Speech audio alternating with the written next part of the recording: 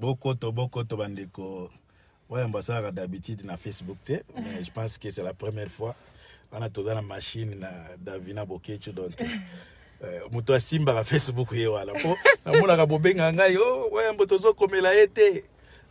Pour moi na oseka ça veut dire sengo ezali. Bolongola ba panique.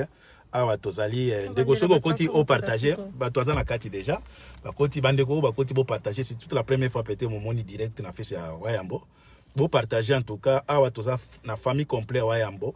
Donc on a ebisaki bino lobby que ceux qui mutaza besoin de vraie information, ceux qui la famille na été zangai. Donc beaucoup ta ebele na moni déjà ezo kinde mbango ba 50 yo kinde ba 100 déjà. Beaucoup ta c'est toute la première fois bandeko awa toza na mama Didi, toza na mama awa bo mona bino moko Davina Bokecho donc mutu na biso maele. Donc espoir nanga soki na katani mutu apesa nga mbongo yo ala. Donc apesi mama chance mbote na pesi Cédric mbote donc famille au grand complet pour vous dire que na sali tout pona le cas pour ba te belé boleli par rapport à la situation ya Wayambo. Na bande ko le kate parce que il fallait que soit vraie version ya arrestation ya Wayambo. Wayambo c'est vrai à bakangiye. Mais bakangi na ba commentaire na bino wana te o Félix akangi si o fali bande ko botika ko rêver. Félix akokangisa Wayambo. Est-ce que boyebi niveau ya Wayambo? Botu na bande ko to baso amikanda ya ba réfugié boy ba grandeur ya Wayambo. Boy ba to boni Wayambo signature na epamba ka epe bino mukanda. Botika kopia ka bato na valeur o bazana ngote bandeko na leki ndeko okoti o partager poto to un peu ko doucir un peu bato mandeko bele ba tension za likolo d'habitude asala na Facebook awate mais boy ba ke boko to TV ndenge za boye eza na place azali yango monike boko tezo fonctionner te po azana ngo ya tambola na chaîne na ya télévision na poche boko to les regrave ça veut dire Bokecho grand prêtre bakoki ko déplacer était pas kinde osamba po grandeur l'équipe ba ko sambisa par vidéoconférence. Donc bandeko bokoti bolongola ko banga le problème est wana mama Didier Ransima na olekise po ale kapoye ba verset biblique elike belé. Problème est boye bandeko so oyo bozo ka basolo ba ke Bokecho bakangi po Félix apesa ki mbongo. Félix a na pouvoir moko to kangisa Bokecho. Ado akopousa na même été. Oh muchope afali wana muta asukisi. C'est faux. On a expliqué bien ok. Bokecho bakangeza problème il y a 2015. Et ça problème il y a 2015. Rien à voir avec makambo concert Rafali. Rien à voir avec makambo ya matamaskende ngaya kiwana. Rien à voir. Botika ko pesa batu musu Valère o Félix akangisi na moni mutu moko benga na yebisaki bino ref Bokecho ba ko kangisa ye. Est-ce que bino bana makasi o kangisa fe Bokecho? Est-ce que boyebi poids ya Bokecho na Europe? Boyebi point na eta na niveau politique c'est un grand opposant. Oyo ba considérer ka muta okanga ete pa bande ko partager na avana yebisa bino raison nini obakangi bo partager bande ko langa après to sana bana toi wa à part na moni mutu moko afinga la fois passée elongi mafuta bande ko bade nazo pesa bino raison pour ndi bakangi bokoto bo comprendre que tala ga chaleur bandi po bato alimité bato kakate vitamine ezate nga c'est normal na tokana liaka bien banaliaka bien bandeko boko to pona pesa bino raison bo comprendre pourquoi grand prêtre Bokecho Wayambo bakangi bino moko moni sali tolé sali donc c'est normal aza leader tango bisa bino ke aza leader bino moko moni Kishasa bato basali o ba refoulé nanya ko ki ko refoulé Bokecho bino ba revers bino ba taliba boza ba vrai revers.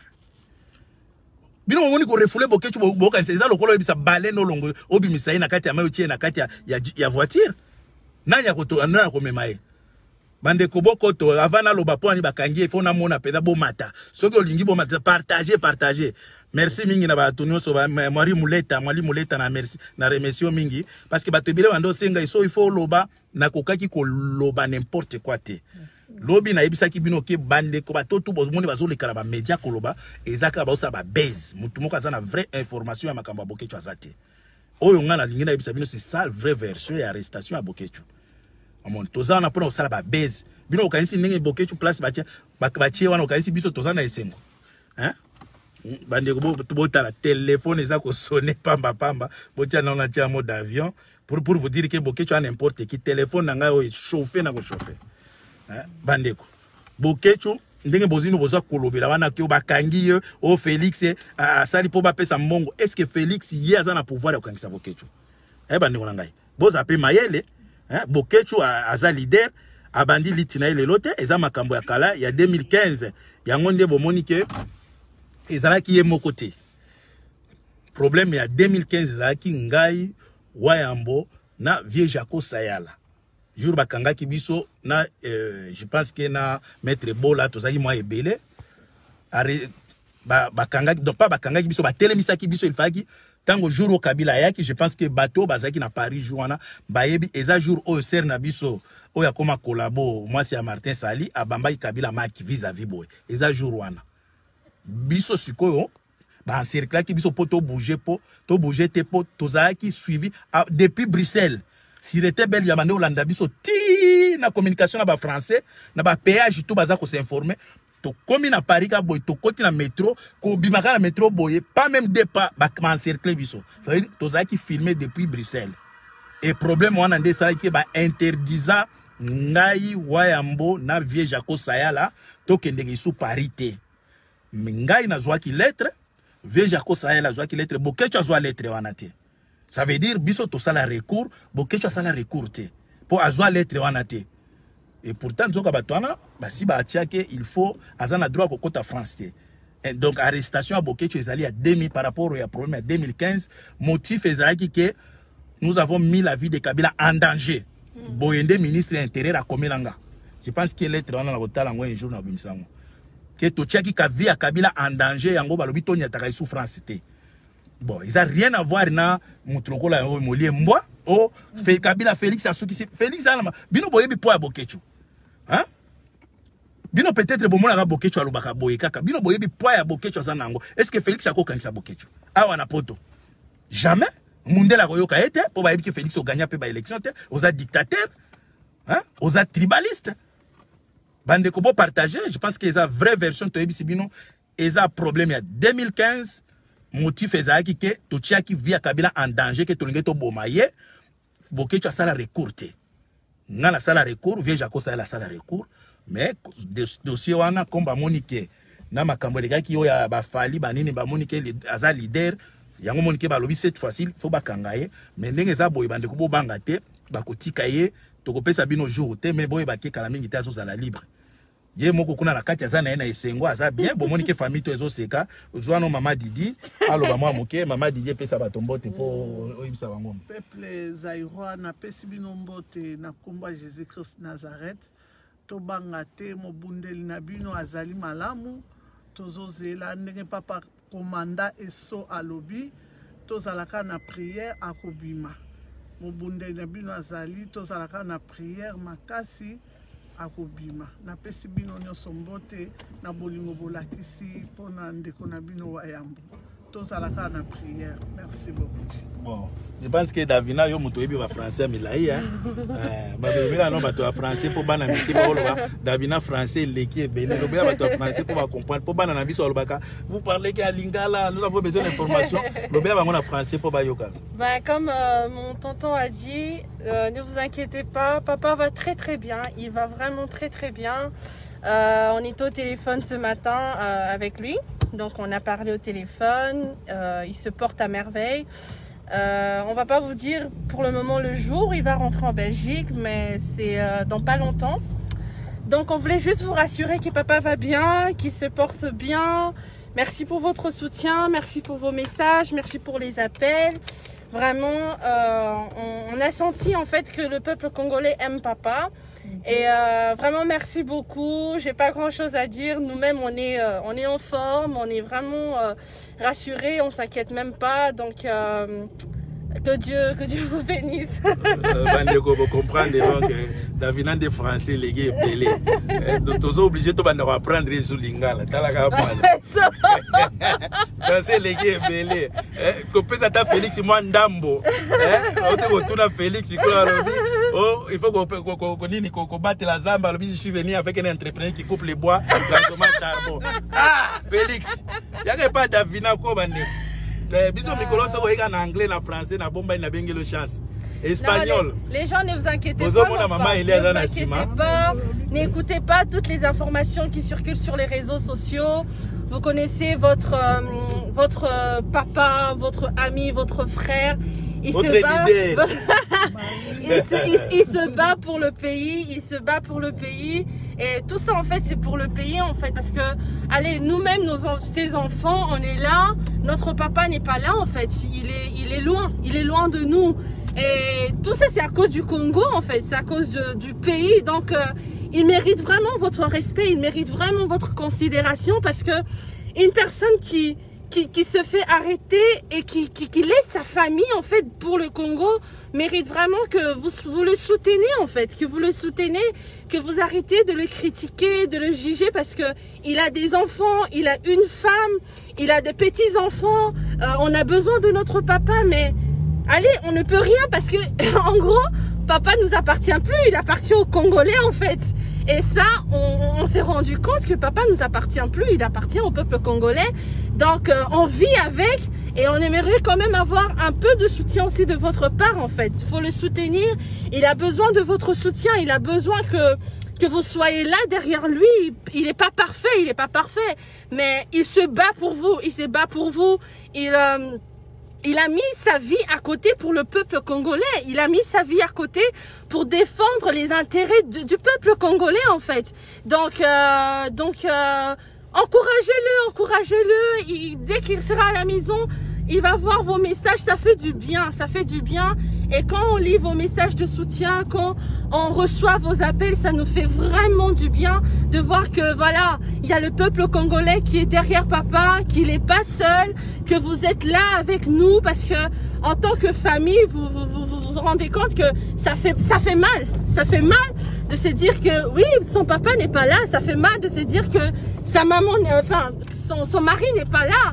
Moi-même, j'étais au travail. Depuis qu'on a arrêté papa, j'ai dû prendre congé 3 jours justement parce que voilà, c'est mon père. Et il a grandi, il commence à prendre de l'âge. Il y a aussi la santé qui est là. Mais tout ça, c'est pour le peuple congolais. C'est pour vous. C'est pour le peuple congolais. Nous avons besoin de votre soutien. En ce moment, nous avons besoin de votre soutien. On le dit pas, on le crie pas, mais nous-mêmes, on s'est rendu compte que papa nous appartient plus. Il appartient au peuple congolais. Quel enfant, quelle femme aimerait voir son mari ou son papa emprisonné pour le Congo? Qui va supporter cela? On a besoin de notre papa. On l'aime beaucoup. Ça, il nous manque. Il y a mon petit frère qui se réveille, qui dit papa est où? Papa est où? Donc on doit le rassurer. Il y a ma petite soeur où on doit aussi les rassurer. Donc on a besoin de votre soutien. Il ne faut même pas suivre des informations qui circulent sur les réseaux sociaux. Les gens juste veulent faire le buzz au nom de papa. Les gens veulent faire le buzz au nom de Bokechu. Mais il va très très bien. Il va très très bien. Il se porte à merveille. Vraiment, merci beaucoup pour votre soutien. Merci pour votre amour. Ouais, peuple Zaïwa, tu vois, Davina avec sagesse, intelligence, ça vous met pour réveiller peuple, pour comprendre que Bokechu a vie naie pour intérêt à banana bino, pour intérêt à banana biso. Donc ceux qui m'ont mutazo critiquer makambo yoti ko salema. Ndenge bakangi Bokechu moniki aza kwa puya ngo seba ke aza ennemi ya peuple wana parce que lelo soki Bokechu aza arrêté pour ateka drogue te ayibaka te mais eza pona makambo intérêt à mabele. Ils ont intérêt à mboka. Mais peuple zaïrois boza distrait yango zo bisa peuple ya ndenge nini peuple bozwa conscience awa tozana no vivant tozana makasi bozwa destin ya Congo na maboko bandeko bozwa destin ya Congo na maboko bo profiter na occasion biso na énergie tozana ngo lelo Bokechu azate boye bisanga soki ngape na zate nanya ko motiver bino nanya ko lamusa bino hein. Donc, bon profiter dans nos vivants, bon joie destin à Congo à même, bon tala comment les autres sont humiliés par Kagame. Hein? Je pense que ceux qui ont quelque chose à la qui a répliqué qu'on finit à Kagame, dans la Kagame a fini nation Mobimba. Attends, mutumoko leader na bino politique à télémité, mais Bokechu ça la face na bato ndengwana a kobima quelle que soit les manières il va appliquer, il va utiliser à répliquer kapona intérêt à peuple pour défendre le peuple. Mais peuple yango bozo comprendre que Bokechu lelo aza victime. ya kokoluka liberté à peuple wana. C'est ça. Liberté à peuple wana sa victime. Atiki moi sina ba na problème ba santé ba nini. Mais lelo bokecho andimi que ça va ba kangangai pour kaka message ekende. Hein? Bande ko bozwa conscience. Bozwa conscience botika olanda ba taliban ya kolobake bakangi bokecho ndenge za boye Félix asukisi Félix ça makasi osukisa bokecho. Ils n'ont rien à voir avec les peuples, avec Félix, rien à voir avec Muchopia Fali. Ils ont makamba 2015. Ceux qui ont Kabila, Jonathan Tony, ils ont bomaillé. Bomoni ke tango tobisa biso to sakana te talaka ministre intérieur ndenge za boya komeli bokecho otia oringo boma Kabila. Bino sikobolo ba mamba Félix bana Félix aza Muchopia papa bana bazo sakana pa Kagame boyisa ke Félix asukisi Félix a makasa osukisa bokecho. Ou bien bokecho mutosukisi Félix. Bokecho mutosukisi Félix. Aya out na France bolandi Kagame. Mais bolanda interview à président Nabino. Ata mwana mwasi abonde la mobali boete. Ozo banga Kagame azo seka. Bibembe na bino alobike je m'en fous na liwa peuple congolais. Mutu moko akufa te. Bebo fandi na bino ba politicien tout ba komi ba baba. Bango tout me bokecho aza mobali. Soki ndengo asoka zalaki peut-être otonge toke na ambassade ya Rwanda. Moyena sanga moko zati tolinge kero toke ko tumba ambassade ya Rwanda wana. Bon féliciter bokecho bo encourager bon motiver ba nini. Oya za besoin ya kokota na contact na biso pona motivation pona nini obengi biso na ba numéro na ngai 0466 33 33 52 ce que vous avez besoin ba vraie information pas ba information ba tubande ko la biso musu olinga ba sala base c'est ça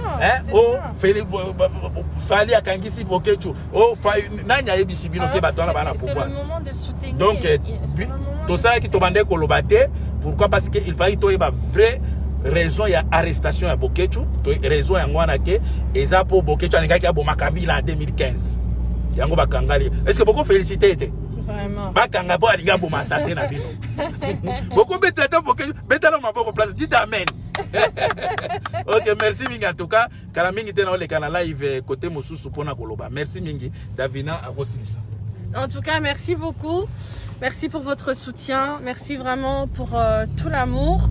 Merci vraiment et n'oubliez pas que tout ce qui se passe ici c'est vraiment pour le Congo. Il faut pas partager pour ekende bate belé bazo souffrir. Oui bande ko belé bazo souffrir na mbanda ka babenga na est na bunya na Ituri. Soki olingi Congo partager pour message ne kende ba ke bokechu donc bakotika e. Parce que bate belé babengi ngai parfois na ko répondre te pour na zaki na vraie information te. Pour le moment, message yangwana aider mandeko baza besoin d'information partager message yopo batubaye bake bokecho aza leader boye bake bakangie pona mboka. C'est ça. Soki ezali bakangie pona moyibi en tout cas na ngena soutenir yete na ngena loba makamona yete mais bakangie pona yo eza lokola ngani boloba Jésus akufela bato le bokecho a victime pona bino ba congolais bolingi kotele mate. C'est ça. Aza victime pona bino pour soki botele mekala to bengani Kabila lelo balinga bakanga bokecho te. Nanyangwa linga kaza na 4000 boy amona ka couleur moko. C'est ça. Mais pour le moment azana place oyo eza place ya sengote. C'est ça. Ceux qui tozo seka eza ka pona ko motiver bino normalement baba to musu boy bazolela parce que mutu moko te andimaka te bakanga ndeko na ye ou papa mwana uti ko yebisa bino azana mwasi na ye azana ba habitude o ba bato ba mesana na famille ba occupation ba comment ba benga ba nini ba devoir. Mais lelo bokecho azate po nini po yonde ko na biso congolais olingi ko tele maté. Olingi hotel maté. Donc merci mingi en tout cas bon partager message ebele. Donc voilà, donc merci encore pour votre soutien, merci pour les ondes positives, merci pour vos paroles d'encouragement. Vraiment que Dieu vous bénisse, on est ensemble. Soyez forts, restez forts parce que papa voudrait aussi que vous soyez forts pour lui et pour le Congo. Donc nous-mêmes aussi on est forts. On est fort. Tout va bien. Ce matin, j'ai eu papa au téléphone. Il se porte bien. Peuple, quelle sorte il y a peuple. Aïe, bisabino, vous comprenez.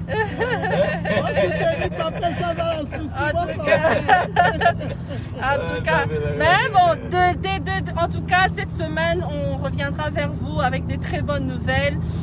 Tout se passe bien pour papa. Bon, c'est vrai que c'est pas évident d'être loin de sa famille, d'être loin de ses proches. Papa qui aime souvent faire des vidéos pour vous rassurer. C'est un homme qui a beaucoup apporté pour vous, hein, qui a beaucoup apporté pour le peuple congolais. Il n'est pas parfait, mais vous n'allez pas quand même dire que Bokechu a rien fait pour le Congo. Bien évidemment qu'il a fait quelque chose pour le Congo. Surtout pour les opposants, les politiciens, ils ont bénéficié beaucoup de Bokechu. Exactement, donc il a beaucoup fait pour le Congo. Il a sacrifié sa propre vie. Je le dis pas seulement parce que c'est ma fille, mais enfin parce que je suis sa fille. J'ai vu mon père sortir pour le Congo, à dormir dehors, pour marcher juste pour parler de droits de peuple congolais en fait. Souvent rester là à la maison alors que notre papa était dehors. Donc un peu de reconnaissance, ça ferait pas du mal en tout cas à votre chouchou de la diaspora.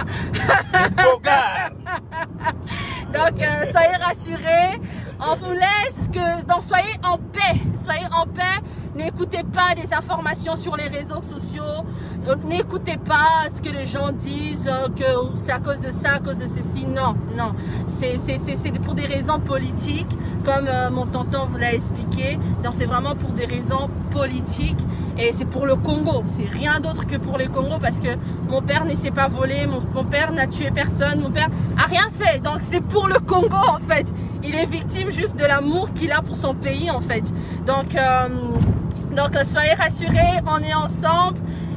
Encore merci beaucoup. Maman va lire tous vos messages. Vraiment, on a besoin de votre soutien. En ce moment, on a juste besoin de votre soutien. On a besoin de votre soutien. Ça, maman. Oui. Ah, peuple Zaïwa, Toba raté. Yes. Peuple. Bokonzi. Peuple. Bokonzi. Peuple. Bokonzi. Bokoto. Les graves. Bataliba Bosambwe. Bataliba. N sur N. Je suis Wayambo. Bande Koboko, Maboko, je suis Wayambo. Je suis Wayambo. Jusqu'à la mort. Maman, bosse et pela. On sera combattant jusqu'à la mort. Wana eza ko sabino ke famille to yebi ke eza premier passe mais biso toko communiquer bino pas cité wayamba kozala libre kala mingi te bokoyoka penza boko to l'air grave soki bomoni boko tezo salimete boko seza na prison bakanga ke na ngona poche bonjour kobima boko te ko salima merci mingi na bande ko tout partager merci bye bye merci beaucoup.